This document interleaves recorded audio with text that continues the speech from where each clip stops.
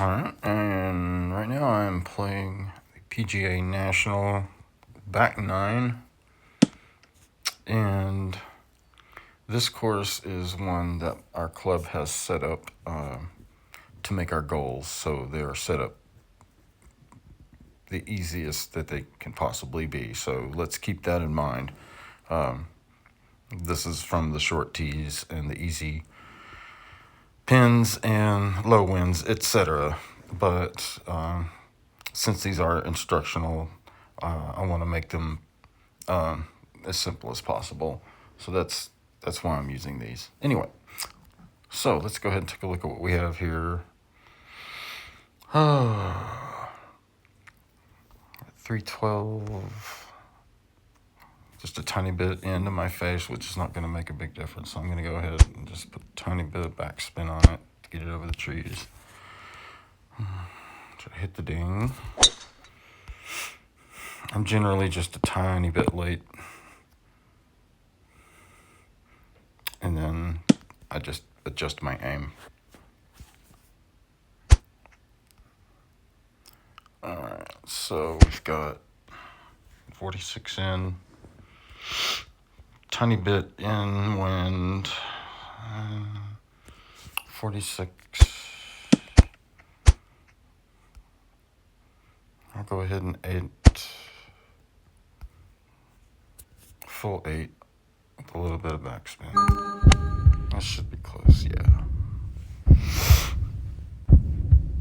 Should hop once and stop. Yeah.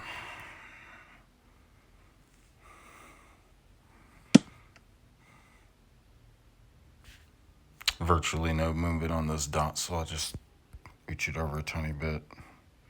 And usually on my short putts, I will go ahead and hit the frame a couple of feet farther than what it asks for. That takes all the breakout, and it's generally kind of known as quote unquote jamming. Alright, so we're on number 11. This is an interesting hole.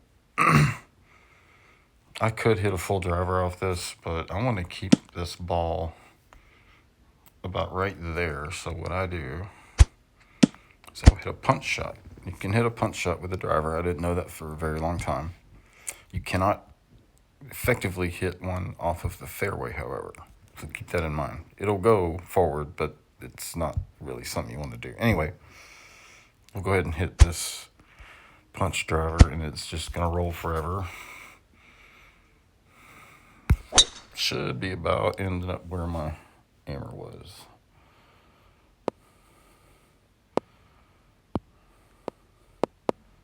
A little bit shorter. That's all right. Still a good angle to the pin. Over here would be better, because then I'm taking a lot of the water out of play, but this isn't bad. All right. Pins in the back, that's better. Takes the water out of play as much as you possibly can. Go ahead and hit a sand wedge. And we'll just go ahead and hit 95.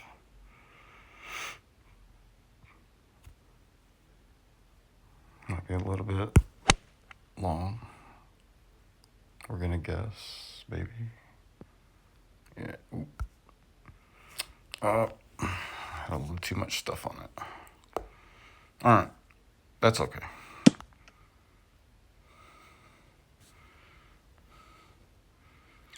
Now I'm using an aiming method that I learned somewhere from YouTube from a player by the name of Young46. I would look him up. He's considered one of the best players in WGT. His status is, I think, Hall of Fame, which you don't see too many places. But anyway, this is a method that I found of his that uses the grid lines as an aiming method. And it works. You have to just kind of take a look at the speed of the dots, and you're going to go in increments of a quarter grid. So this line grid line's in the middle of the flag stick, then you would move it over a quarter, then you would move it over to a half a grid line, half a grid, square, 3/4, one. Anyway, for this speed of dots, and this is part that is subjective. You have to kind of feel how much the ball is going to roll to the side with the speed the dots that are moving. There are formulas out there that you can do, but I don't play with spreadsheets and formulas. I play by feel. So anyway, we're going to try to feel our way into this one. I doubt this one's going to break very much because it's uphill. So your first aiming point is to take the edge of this arrow box and put it right against the flag stick. This one is 18 feet, 4 inches up. 1 inch equals 1 foot going up, and 1 foot equals 1 inch going down. So this would be considered a 22-foot putt. On a fast green, that would normally be about 20 feet or 0.95%. I do use percentages, and there is a chart, and I will share it at some point. However, for now, I have found that even though fast greens, you usually back off of full power a little bit. However, I tend to hit the ball with at least a foot or two more speed than needed, because I know I can make it coming back. But if you don't get the ball to the hole, then you'll never make it. So here we go. We're going to go ahead and hit this one about 24 feet. Missed the ding. Little too much speed, or would have made it. Okay. Little too much speed. Normally, it's 1-to-1 or even a little bit more. Anyway, okay. We're good. So, 12. Pretty severe dogleg right. Got a little helping wind from the right, so we're going to go ahead and pull the spin all the way down to get the ball high up in the air to catch as much wind as possible. And we've given ourselves enough room, if we put it on the edge of the fairway here, that if we miss to the right, we should be able to stay on the fairway with the wind. So let's go. A dinger. Hit that one a little too far. Well, what do you know? All right. So we're in the rough. 25-30% is not much to worry about. And what that 25 to 30% means is that the ball is covered 25 to 30% by the grass. A 50 to 60% line means that your ball is halfway or a little more covered in grass or sand or whatever rough element. But 25 to 30 usually doesn't matter a whole lot. I will adjust a couple of yards, but here nor there. Anyway, on these short shots under 100 yards, I always use my sand wedge. I will sometimes flop, but in this case,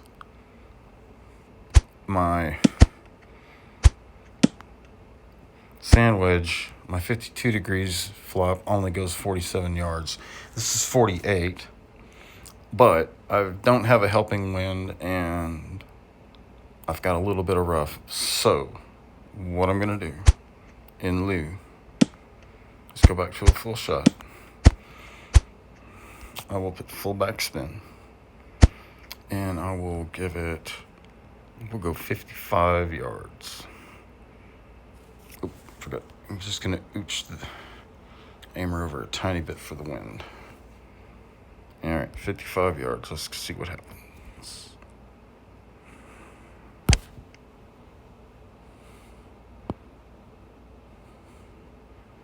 Yeah, respectable. Below the hole. So I'm going to uphill putt slightly. And you can tell it's an uphill putt because the color of the grid line goes from red to blue, red being low, blue being high. Excuse me. All right. Just got a tiny, tiny bit of movement left to right.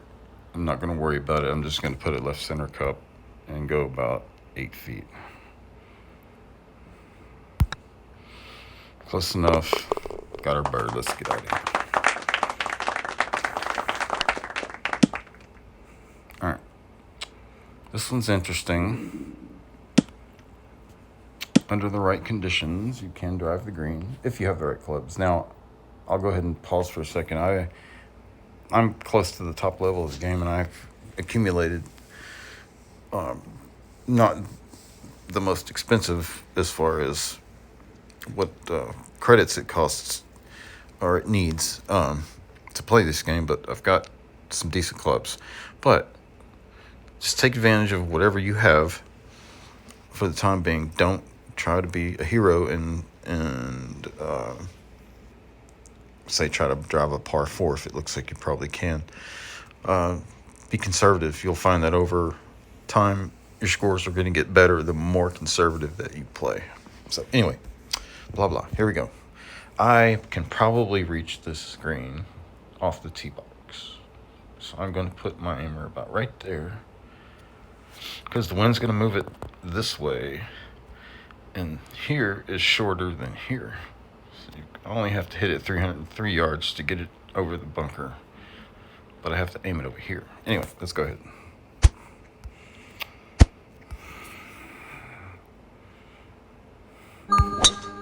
All right, nice little dinger. Nice. I didn't expect it to go that far. Anyhow, as far as the ding goes, hitting the ding, that's what we call hitting the ding when the thing comes and you hit it right in the middle. I'm not sure how a lot of people do it, but I tend to learn how far my reaction time is off. In other words, how far past the center ding mark I go generally, and then I will look at a spot, say on the green or something right above that meter line, and when that meter hits that spot, that's when my brain tells my thumb to tap the screen, and in that gap of time it will have hit the center ding mark, if that makes any sense. Anyway, all right. Is that a 15-foot putt, 14-foot putt? Okay. It's a double breaker. What that means is the dots are going from left to right at my feet and right to left at the hole. They're moving about the same speed, and they change directions mostly right in the middle of the putt. So what that means is I don't have to move my hammer. It's slightly downhill, but I'm still going to hit it about 16 feet. If I hit the ding, this should go in the hole. Let's see.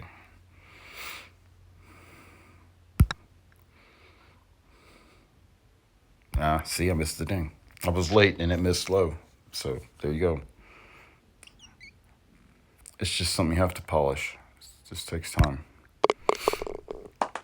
And the closer you are to the hole, the less you have to be as accurate. But always try to hit the ding.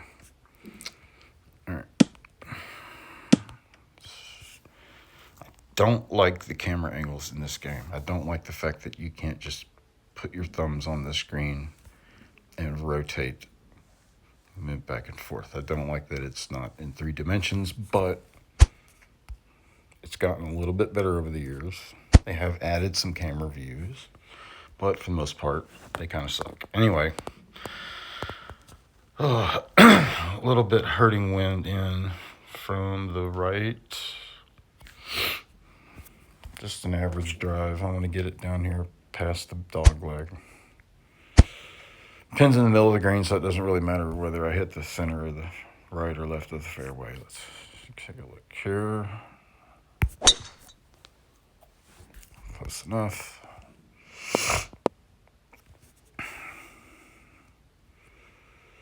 And as I play this, I will explain my apparel, what I have on, and my hat and shoes and all that stuff. Those things in this game, depending on what level and what type of clothing and apparel you have, is what they call it. It gives you certain benefits, and some is added distance and other things. And so my clubs tend to be juiced up a little bit by about 10 yards. So I got to put that into consideration when I'm figuring out my shots. Anyway, 70, we'll call it 71 with about 2 ends. So we'll call it 75. And we're going to go ahead and add a couple of yards just because. So we're going to go ahead and hit this about 77. Hit the ding. Nice. Yeah, got my heartbeat. Let's see how close we are. Nice. One thing I have been forgetting to do since I've started playing this round is taking the flag stick out. You just tap on this little flag icon up in the upper left near all your info, and it takes the flag stick out. There have been many times where I've hit shots on a par 5, approach shots on a par 5 that had bounced off the flag stick and costs me double eagles and holes in one and that. So I try to always take the flag stick out. I'm not trying to be, look at me. It's just, it's cost me strokes. So here we go. I'm just going to tap this in. Nice.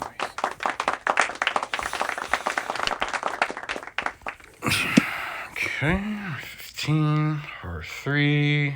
I don't like this pin at all, so I don't play with it.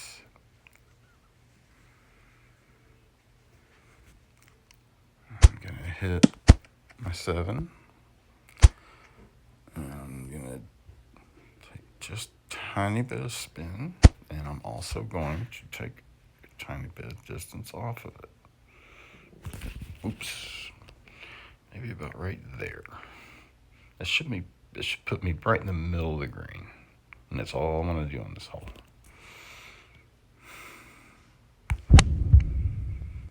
Oh, okay. I didn't think it would be close, but okay. I'll certainly take that. And I forgot to take the flag stick out. Oh, I'm going to hit that a little harder. I don't like to play with these little putts. All right.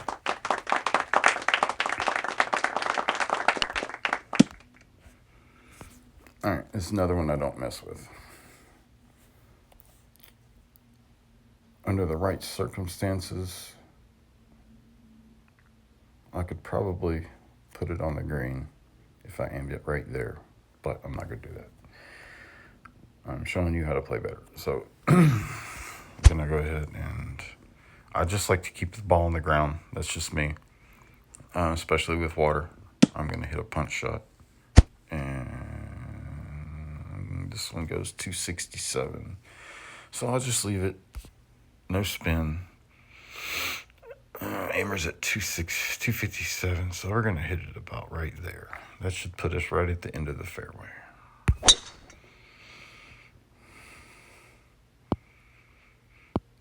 Yep. Just rolls forever. And if you see things move really fast, like more fast than they should be, it's because I'm pressing this fast forward button, so you don't have to sit and watch the ball in the air the whole time. Sometimes I do it if I know it's close, just because I like the drama. Anyway, 151 in, 4 feet up, that makes it about 152. The rule of thumb on elevation that I use is 1 foot, 3 feet of elevation upward equals 1 yard, and 4 feet of elevation going down equals 1 yard of distance. So for this shot, I'm looking at 152. I've got a 6 to 8 mile an hour wind behind me. My 8 goes 150. So I'm going to put a moderate amount of spin. And I'm going to take just the tiniest bit off of it.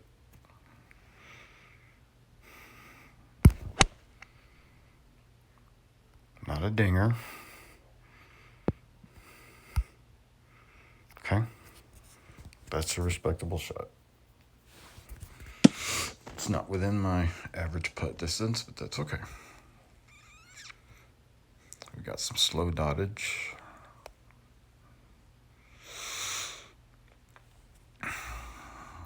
I think by the time I hit the ball, it will have rolled enough to the left that I should put that grid mark on it.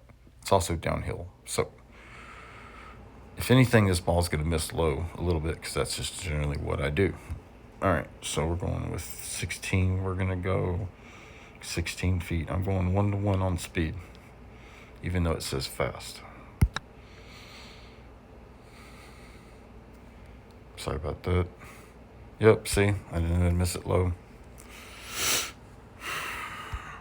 Downhill putts, you want to err a little bit on the side, on the high side. You want to miss it above the hole on breaking putts. Okay, par 3. Pin's in a relatively scary place. Let's see. Our green is sloped from high to low, back to front. So I'm naturally going to get a ball that's going to roll towards me. So in this case, I'm going to put the pin a little bit to the right of the flagstick. I'm going to put a decent amount of spin on, well, I'm going to put a pretty decent amount of spin on this one. And I'm going to hit my pitching wedge, which goes 120. And I'm going to hit the full pitching wedge. And what I expect this ball to do is to hit a couple feet past the flagstick and, I say suck back, roll back a few feet. So let's see what that happens. Should be what happens. Oops, hang on.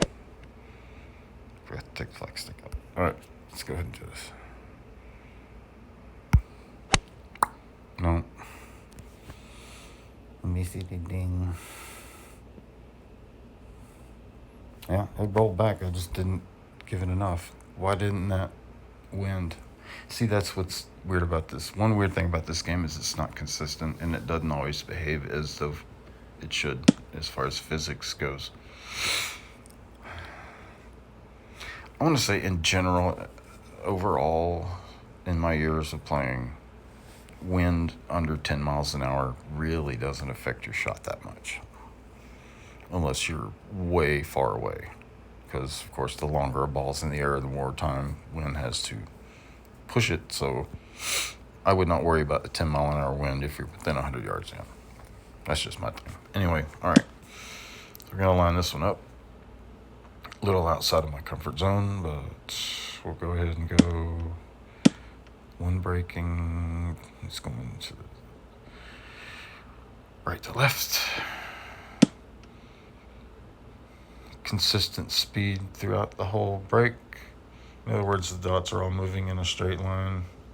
If they were moving faster at this end, that means the ball's going to turn at the end. So I'm going to, judging the speed on this and the fact that I'm always late,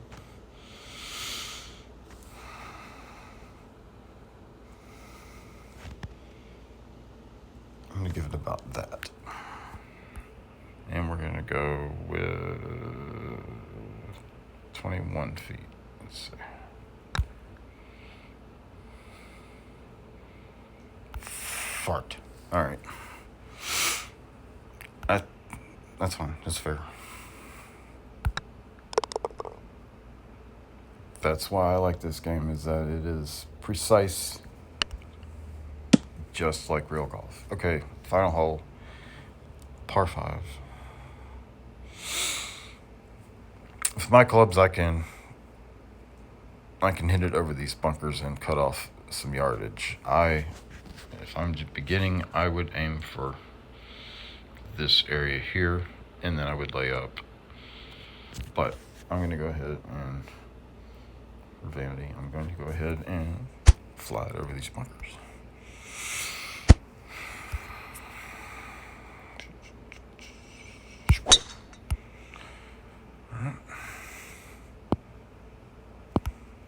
Okay. Right in the middle of the fairway. Pin is in a good position on this particular course setup. Most of the time it's sitting right there. That's always fun. It is in the back, so we have a lot of green to work with. Little close to the trap on this side, but your wind is pushing it away from the trap, so I would not worry about that. We've got 172 to the pin. Couple mile an hour in, I wouldn't worry too much about it. I would hit a full 6 iron with about 3/4 spin. I bet this will get fairly close. Let's see. Yep. I love heartbeat shots.